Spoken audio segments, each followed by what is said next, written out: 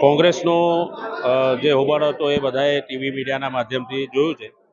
મેયરશ્રીને એમ લાગ્યું કે કોંગ્રેસના સભાસદશ્રીઓને લીધે અવ્યવસ્થા સર્જાય છે અને એમના અભિપ્રાય પ્રમાણે આ અવ્યવસ્થા સર્જાઈ છે, એટલે એમને નિયમ મુજબ કોંગ્રેસના સભાસદશ્રીઓને આજની સભા પૂરતું સસ્પેન્ડ કર્યા. મેયર કશું બોલે છે, સીધું નીચેથી આદેશ આવે એટલે એ પ્રમાણે કામ કરે છે, એટલે એને શું સમજવાનું?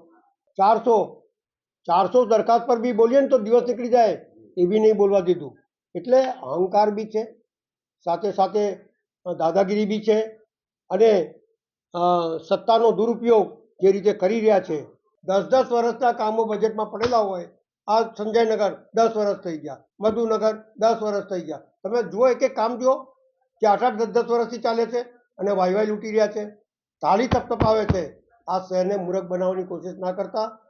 सबका एक वक्त आता है, तो बोलते हैं तूफानों से आंख मिलाओ, सैलाबों पर बार करो, मल्लाओं का चक्कर छोड़ो, तैर के दरिया पार करो. गमे तेटली ताकत लगाई ले लोग, लेकिन हम तैर के दरिया पार करने वाले लोग हैं. हमने बहु लालचो आपी, पर हमें तुम्हारी पार्टी में नहीं आता, कारण के अमे पथारी उचकवा वाला नहीं, आंगળી ઊંચી કરવા વાળા નથી અમે ભાઈ.